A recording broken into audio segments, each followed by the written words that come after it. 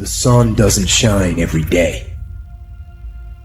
The storms will come. There are times when the nights will be long and dark and you will be alone. There will be times when the darkness seems to consume everything. But don't let it consume you. That's anxiety.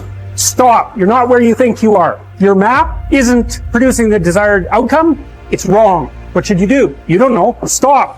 Because if you don't know where to go, there's no point going anywhere. And then what? Prepare.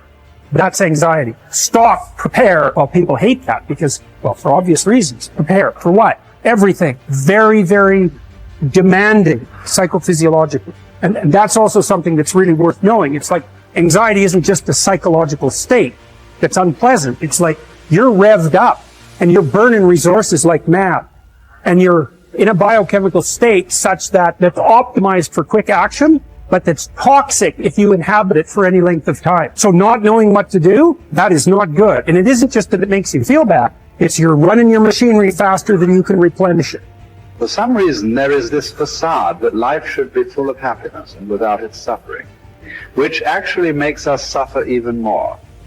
Because when we get sad or something bad happens, we do not only feel bad about the thing itself, but we also feel bad because our life is not the way it is supposed to be.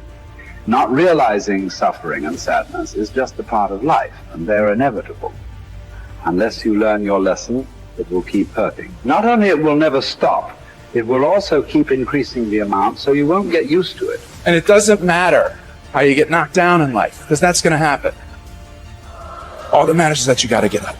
You have to get up. Whatever experience you're having right now, it has not come to stay. It has come to pass. Sometimes you have to just back up and go within yourself and pray and meditate and recharge your batteries. Go away, clear your head, and then come back and look at it from a different vantage point. Don't operate while you're under the spell or the effect of what's going on. Don't allow your emotions to control you. We are emotional, but you want to begin to discipline your emotion. If you don't discipline and contain your emotions, they will use you. You don't have to force yourself or motivate yourself to think negatively, to be depressed, to beat yourself up over the head, to feel loaded with guilt. You don't have to make any effort to do that. Your mind is on automatic. It will do that by itself. But if you want to begin to move into your own personal greatness, you've got to be willing to go against the tide. You've got to be willing to harness your will and say, in spite of this, I'm in control here. I'm not going to let this get me down. I'm not going to let this destroy me. I'm coming back. The same situation can either be perceived as a lead ball chained to your feet or as wings growing out of your shoulder blades. How you interpret the challenge is crucial to your success of overcoming it. Ultimately, it's never the challenges that matter, but how you perceive them. If you work at that which is before you, following right reason seriously, vigorously, calmly, without allowing anything else to distract you, but keeping your divine part pure, as if you should be bound to give it back immediately. If you hold to this, expecting nothing, fearing nothing, but satisfied with your present activity according to nature, and with heroic truth in every word and sound which you utter, you will live happy. And there is no one who is able to prevent this. We are all bound by this oath to bear the ills of mortal life and to submit with a good grace to what we cannot avoid. So the spirit must be trained to a realization and an acceptance of its lot. It must come to see that there is nothing fortune will shrink from. There's no ground for resentment in all this. We've entered into a world in which these are the terms life is lived on. If you're satisfied with that, submit to them. If you're not, get out, whatever way you please.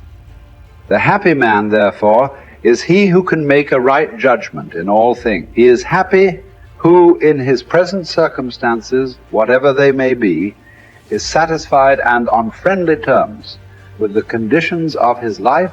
That man is happy whose reason recommends to him the whole posture of his affairs.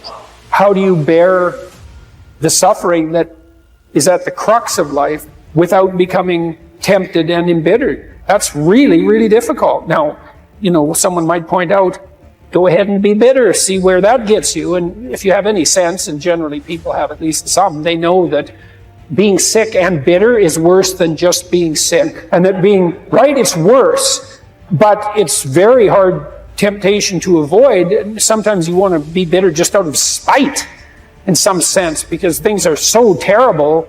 All you've got left is your willingness to shake your fist, and say, well, really? Is this like this many poisonous snakes? Really?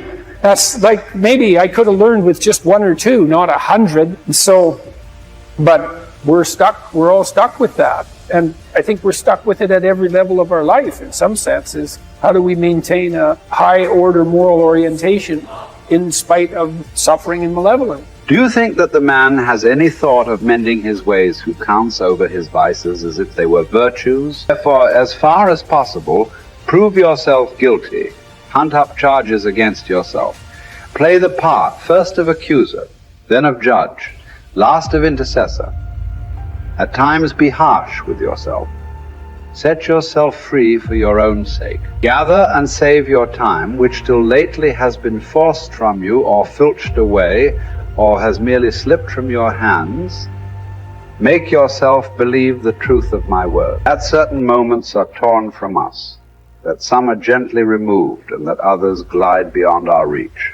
The most disgraceful kind of loss, however, is that due to carelessness. Furthermore, if you will pay close heed to the problem, you will find that the largest portion of our life passes while we are doing ill, a goodly share while we are doing nothing, and the whole while we are doing that which is not to the purpose. What man can you show me who places any value on his time, who reckons the worth of each day, who understands that he is dying daily? We are mistaken when we look forward to death. The major portion of death has already passed. Whatever years be behind us are in death's hands. We should not manifest surprise at any sort of condition into which we are born, and which should be lamented by no one, simply because it is equally ordained for all. Yes, I say equally ordained. For a man might have experienced even that which he has escaped, and an equal law consists, not of that which all have experienced, but of that which is laid down for all. Be sure to prescribe for your mind this sense of equity.